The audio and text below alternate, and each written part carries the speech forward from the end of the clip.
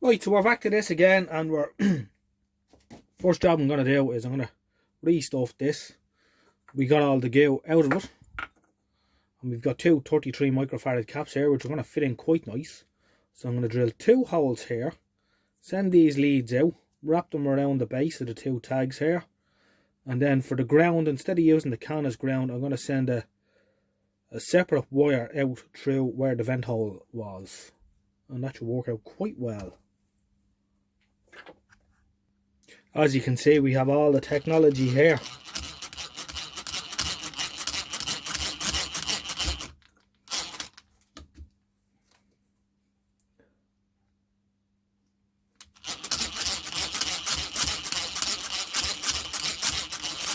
Ah, we're flying. Who needs battery drills? Right, there we are, all ready to be shoved back into the can. It'll be nice and tidy looking then. Now, caps back in, ready to be connected up. And I just thought I'd take a minute to look at the smoothing resistor. It's a 680 ohms in this set. They're usually between that and 1.2 or maybe 2.2k. It's not overly critical. But a lot of people say when they take a radio apart and they start looking at it, that the resistor looks burned up or whatever, and you know, should they change it? Generally, they'll be okay. They're either open circuit or they're not. And well, really, you should have a multimeter anyway, so you should check. You can't do anything without a multimeter. It's your number one tool. Anyway, so we'll just check this for value anyway and see what it's reading. 730. So it's just within tolerance. So that's grand. We'll bang him back in. Okay, so we're back together. So now for the big test. We may give it a shot and see what it does. Hopefully it'll be nice and quiet.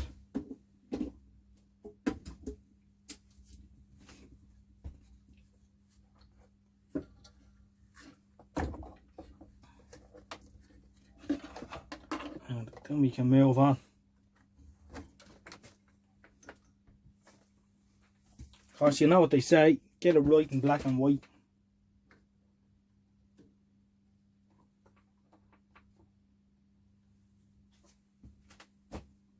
Okie dokie.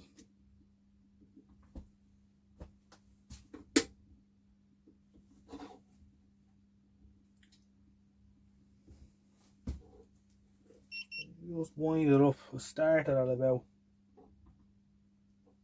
130, just to give those new caps a chance to reform. They could be sitting there a while. It's good that I only have to replace one dial bulb.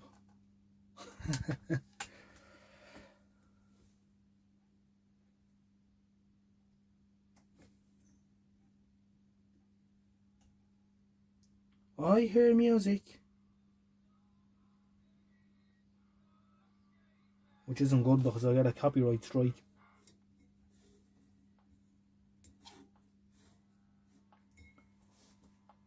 Let's see, we're at 153 AC. I'll wind her up.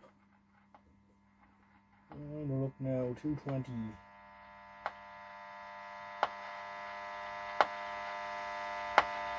.220 input. Not some of these noisy lights.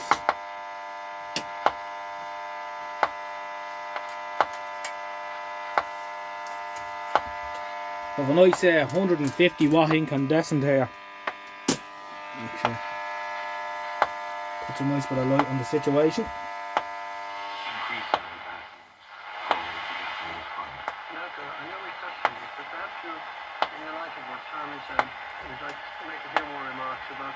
Relatively novel experience on the Japanese home front, and men sent away and died so far away. How did people at home, as it were, respond? That's better. I just added a ground as well there, an earth, main RF earth. That's quite good. And they had to give them a good send-off to the front. And so there was a lot of work being put into the mobilization of home front, primarily orchestrated by the local elites. And you read a lot about this, which is that when the war began, Japan nationalized all these railway networks, which had been previously That's held BBC mostly Radio under 4. Let's private, see if we can get medium wave. and so soldiers were mobilized along Get that these knob there. now nationalized railway tracks. And these are the railway routes which present-day bullet trains run. And so Japan is a very long country in terms as an archipelago. And so if you were in the northern parts of Honshu Island, in order to go to Hiroshima, which was the main where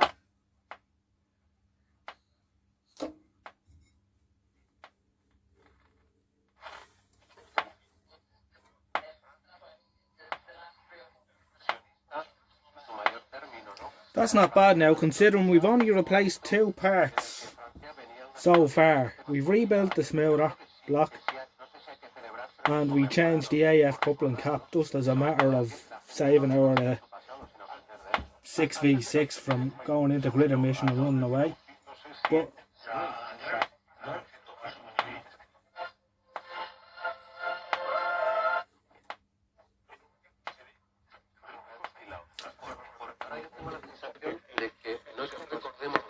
I may try and repair the speaker.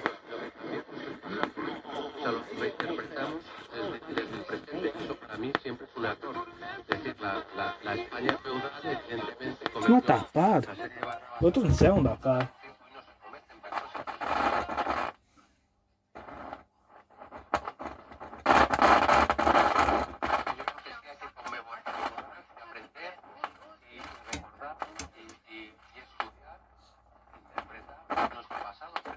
The volume pot is very warm.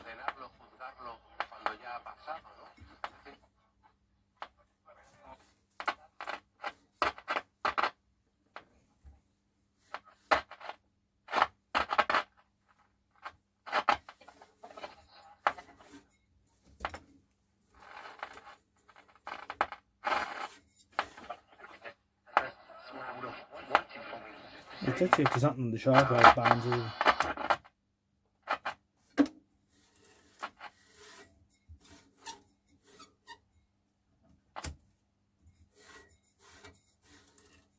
No, she's not feeling too interested on shortwave. Although the band switch probably wants a good clean as well.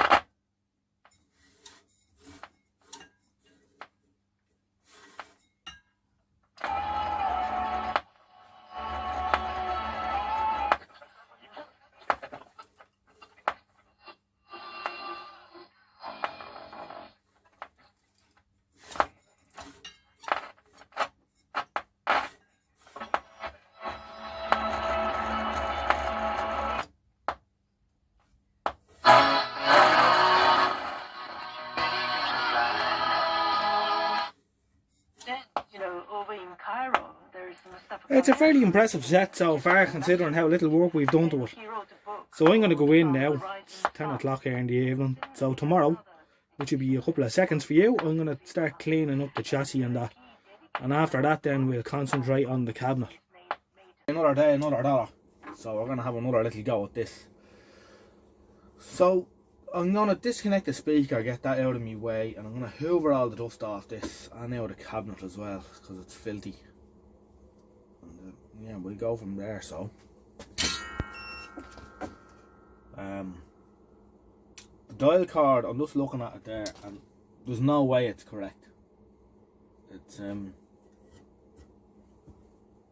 looks totally arseways to me. Even I'll bring in the camera and give you a look at what I mean.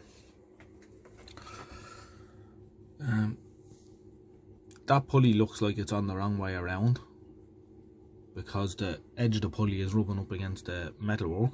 You can see that one is away from the, is turned the other way. Just the way the card is, just doesn't look right. Now I think I'm gonna go out and have a look at, I think of a spare chassis for one of these somewhere, hopefully, that I can have a look at the dial card. Now I think there was 2 separate cards, one for the pulley to the flywheel, or one to the wheel on the VC, and then one for the pointer. I'm thinking, you know, instead of this going down this way and around, it should probably come back around this way. And maybe that one should come round that way, you know. The car doesn't look right at all. So that's it. There's plenty of woodworm in this thing too, but as I say, it's still solid, so we're going to be able to fill all them holes. So what to do about my speed hole now, I'm not too sure. The baffle board will have to come down, but that'll be another day's work. Anyway, right, I'm going to clean this up and we can see what it looks like after.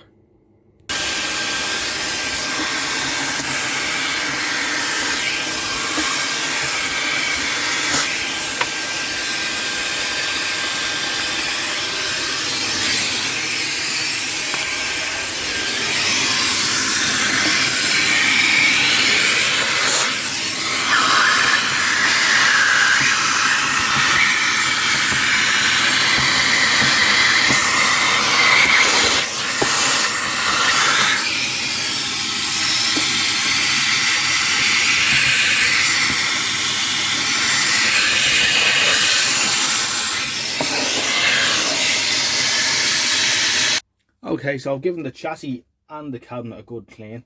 I have to say, there's something very satisfying about removing 70 years of dirt off a radio like that with a vacuum cleaner. I took the dial glass off and there was a good, you know, half-inch of dust there.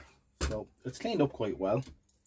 So what I'm going to go ahead and do now is, I'm going to just change them out wax caps out. While I'm in here, I may as well do it. I'll replace the cathode bypass electrolytic as well, and then we'll go from there.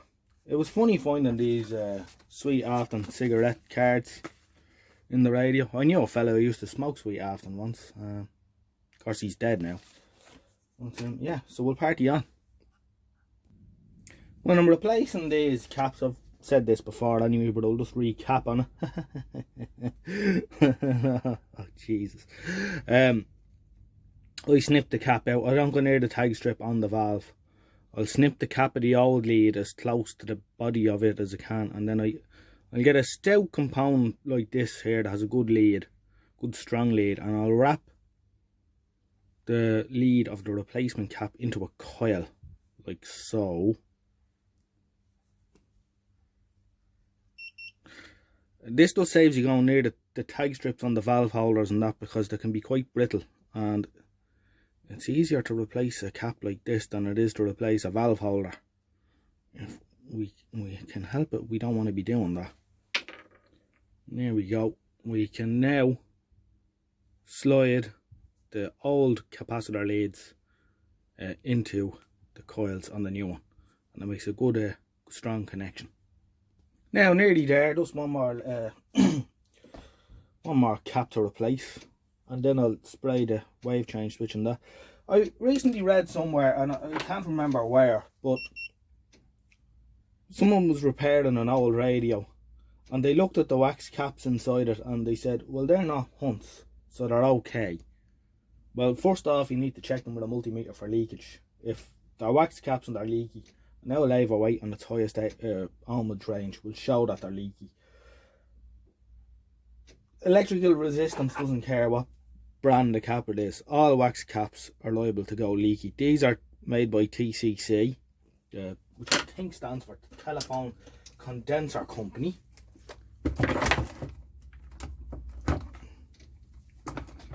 Get that darn and shut. This is a 0.1 microfarad. And as you can see, it's leaky. I'd be very surprised today to find wax caps that aren't leaky. I have found one or two that weren't in the past, where the radio had been kept in very good dry conditions. Excuse me. So yes, just because they don't say Hunts on them or whatever doesn't make any difference. If they're wax caps, they're going to be dodgy. Now, just putting back the band switch display.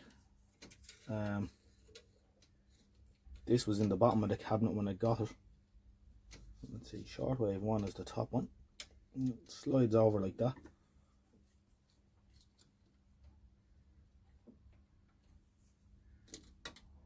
All being well now, this should work quite nicely.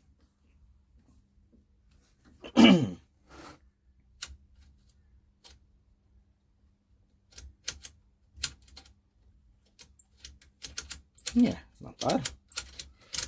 Alright, we're nearly ready for a power up now to see how it works. Right, let's see what she sounds like now anyway.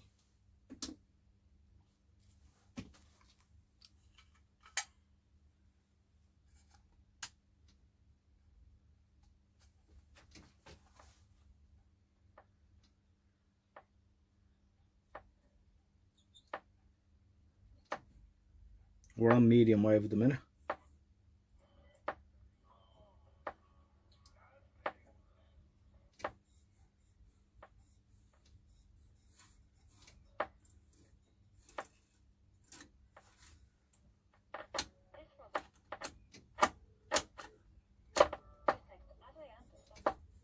€4. Kindly supported by Civil Value. Text costs €4.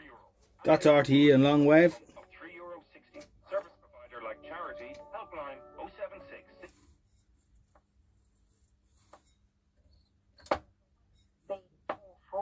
Radio 4. Haven't actually had the 12th of April because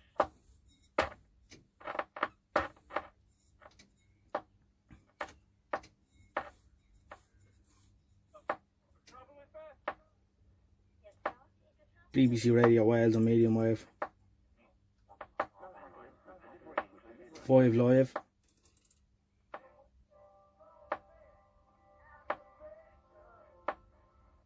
Probably absolute.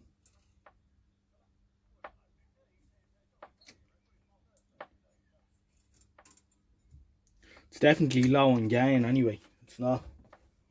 She's not hammering as good as she should be. And then I don't think we're getting that on short wave.